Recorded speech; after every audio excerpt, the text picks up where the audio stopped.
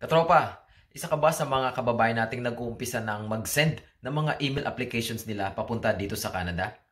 Kung oo, panoorin mo ang vlog natin dahil pag-uusapan po natin dito ang mga common mistakes during sending job email applications. Sa vlog na ito mga katropa, pag-uusapan natin ngayong araw ang special na rason kung bakit nga ba tayo nagkakaroon ng mga common mistakes during sending email applications. At bibigyan kayo ng mga tips sa kung paano nga ba natin maiiwasan ang mga bagay na ito during sending your job email applications papunta po dito sa Canada. Ready ka na? Let's go!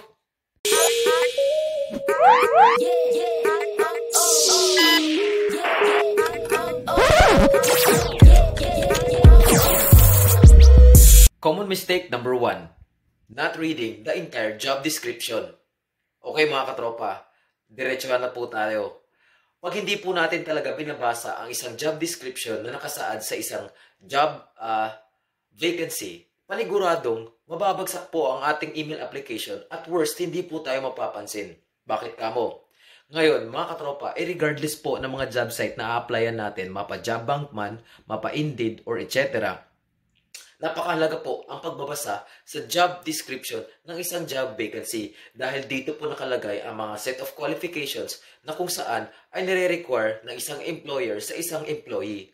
At syempre, pag hindi po tayo fit doon po sa skill set at qualifications, malamang hindi po talaga tayo matatanggap at mapapansin ng mga employer. Kahit huwag niyo pong sayangin ang inyong oras sa pagsisend ng mga email applications kung hindi naman po kayo fit sa isang job employment or sa vacancy na nilagay ng isang employer sa mga websites nila.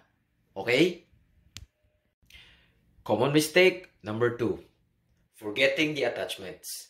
Ito nga po yun mga katropa. In connection po doon po sa common mistake number 1. Kapag po kasi hindi nyo po binasa ang isang job description at may nilagay po sila doon specific details ng employer. Example, nag-request po sila ng certificate of employment at hindi nyo po nalagay doon po sa inyong email applications during pag-send ninyo at nabasa po ito ng mga employer. Isa po itong malaking pagkakamali dahil iisipin po ng mga prospective employer ninyo na hindi po kayo sumusunod sa mga instruction at by that, panigurado, ekis po kayo sa kanila. Isa po itong malaking turn down na ibig sabihin hindi po kayo careful na tao dahil hindi nyo po sinunod ang nilagay nilang mga job description at nakalimutan nyo pong i-attach ang mga special documents na nire-request ng prospective employer ninyo.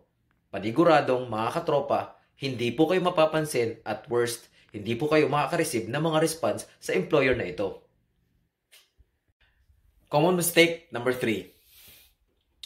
Forgetting to proofread. Mga katropa, ano bang ibig sabihin nito? So, ganito po yun.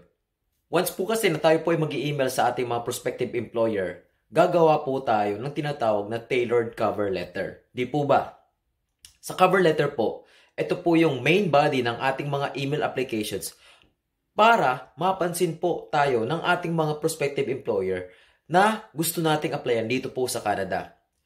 Kung yung ginawa po nating tailored cover letter ay hindi po natin binasa at hindi po natin dinouble check, magkakaroon po ito or malaki po yung chance na magkakaroon po ng typo or typographical error. Ang ibig pong sabihin mga katropa is maaaring meron po tayong mga misspelled spellings or kung hindi naman, may issue po tayo sa ating grammar or grammatical errors po. So, kapag ito po yung nabasa ng ating mga employer, kung sakasakaling kayo ay nag-email sa kanila at nabasa agad ito ng mga employer ninyo, ang iisipin po nila immediately is hindi po kayo maayos sa paggawa ng inyong mga cover letter or ng inyong documents na pinapasa sa kanila. At ibig pong sabihin nito, wala po kayong focus at hindi po kayo seryoso sa pag-a-apply sa kanila dahil hindi nyo po chine-check ang inyong mga email applications bago nyo po ito isumite sa kanilang mga websites or platforms.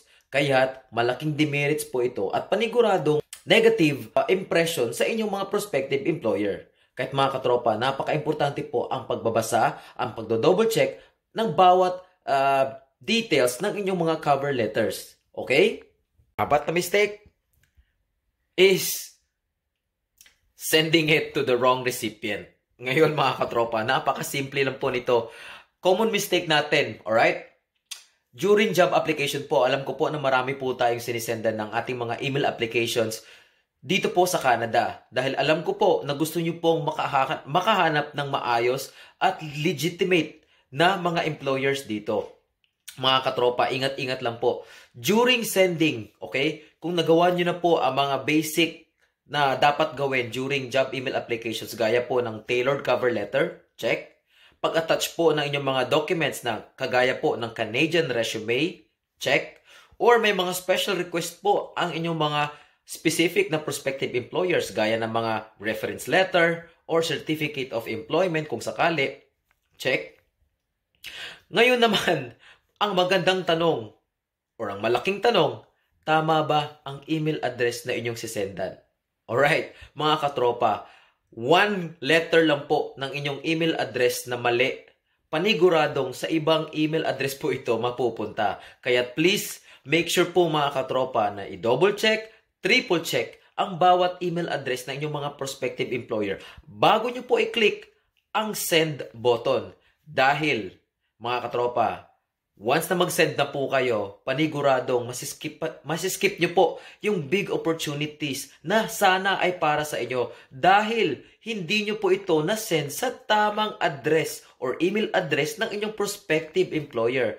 At ang chances po, syempre, ay malaki ang risk nito dahil nga kayo ay qualified kung sakali, subalit maling tao po ang nakareceive. Syempre, panigurado, malaki po ang nawala sa inyo mga katropa. Kaya please, basahin mabuti, i-double check ng mabuti ang mga email address ng inyong prospective employer dito sa Canada. Okay ba? And last but not the least, sending it on a bad timing. Okay mga katropa, paulit-ulit ko po itong sinasabi sa mga nakaraan kong vlog. Timing is the key po talaga, ano? Alamin niyo po mga katropa ang different 5 time zones na nakapaloob dito po sa Canada. Gaya po ng mga sinabi ko sa mga previous vlogs ko, mayroon pong 5 time zones dito po sa Canada.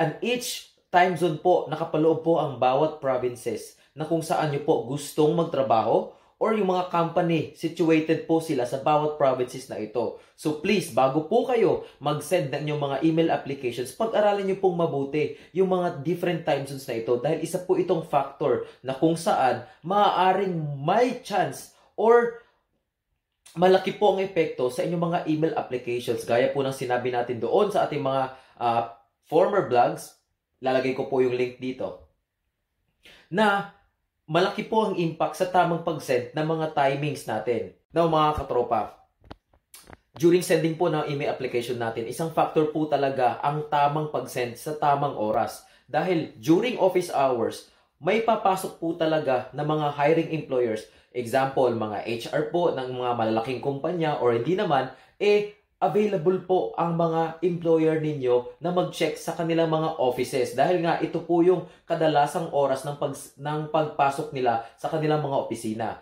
Basically po, nagsastart po ang office dito sa Canada ng 9 a.m.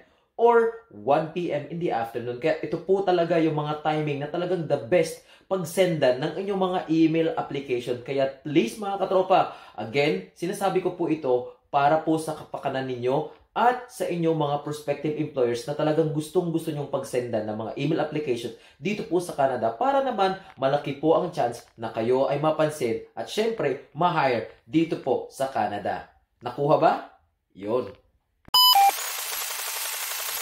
So mga katropa, ngayon natapos na po natin pag-usapan ang mga common mistakes during sending your email applications dito po sa Canada. So ang malaking tip ko po, ito po ay general tip lamang. Based po sa aking personal experience during nung ako po ay nag-apply ng mga job dito po sa Canada through online. First thing to do is to research properly. Why? Dahil mga katropa, sa bawat employer nyo po, okay, sa bawat employer na gusto nyo pong pagtrabahoan dito, dapat makuha nyo po yung mga histories nila, ano po yung kagandahan ng mga companies nila, yung mga backgrounds po ng companies nila, i-incorporate nyo po ito sa inyong mga email applications, okay? Sasabihin nyo po kung ano po yung mga goals and objectives na kung saan nag-meet po kayo or nagustuhan nyo po sa isang company at ilalagay nyo po ito sa inyong mga cover letters na kung saan mapapansin po ito ng mga HR at syempre, pag napansin nila, may impress po sila dahil kayo po ay nag-extra effort na i-research po sila at ibigay po ang mga sa tingin nila ay ang mga gusto po nilang marinig sa inyong mga cover letters. Yun. Pangalawa mga katropa is always triple checking your documents. Ano pong ibig sabihin? Ngayon, alam natin mga katropa na while sending po your email applications, nati-check tayo. Hindi lang po once, hindi lang po twice, kung hindi, triple talaga mga katropa. Just to make sure na tama po ang ating pagsisendan ng email, tama po ang ating mga grammars sa ating mga cover letters, at syempre, wala po tayo mga misspelled words sa ating mga email applications. Dahil nga po mga katropa, again, sinasabi ko, maling information lang po na ating malagay sa ating mga email applications, meron na po tayong marireceive na negative impressions po sa ating mga employer dahil nga po nagkulang po tayo sa pag-check ng ating mga documents na sinisend sa ating mga employers. So, ayun nga mga katropa, ang kabuuan po ng ating vlog sa araw na ito. Naway nabigyan ko po kayo ng kahit kaunting informasyon regarding po sa mga common mistakes na ginagawa natin during email applications po dito sa Canada. And I'm hoping mga katropa na magagamit nyo po ito sa inyong pag-apply dito po at syempre, mabigyan po kayo ng mga insights sa kung paano ito maiiwasan at syempre, ma-improve po ang inyong mga email applications sa inyong mga prospective employers dito sa Canada. At sa mga kababayan po natin gusto pong sumali sa ating group chat mga katropa, available na po ang ating GC sa lahat. Kaya please, ina-encourage ko po kayo. Punta po kayo sa link na ilalagay ko po sa baba ng itong vlog na ito sa description box natin. Ang gagawin nyo po mga katropa is kiklik nyo po yung link, sign up po kayo. At magkita-kits po tayo sa ating Facebook group dahil doon ko po ituturo sa inyong mga katropa ang DIY or do-it-yourself applications ng pagpunta po dito sa Canada under Temporary Foreign Worker Program. Alright? Mga katropa, I will appreciate... Nabulol pa ako. Take two. Mga katropa, I will appreciate po kung isi-share nyo po ang ating vlog na ito sa mga kababayan po natin, no, na nagnanais po matuto ng mga Temporary Foreign Worker Program tips dito po sa Canada. Always remember mga katropa, know your potential. Okay? Ito po si Tropang JP, mga katropa na nagsasabing, kita-kits po tayo sa ating susunod na mga vlog, and as always, please keep the faith alive. I will see you soon mga katropa, and I'm hoping na maayos po ang kondisyon ninyo while watching this video kasama po ang inyong mga pamilya. Till I met you again mga katropa. Alright? See you soon po and have a great day po ahead.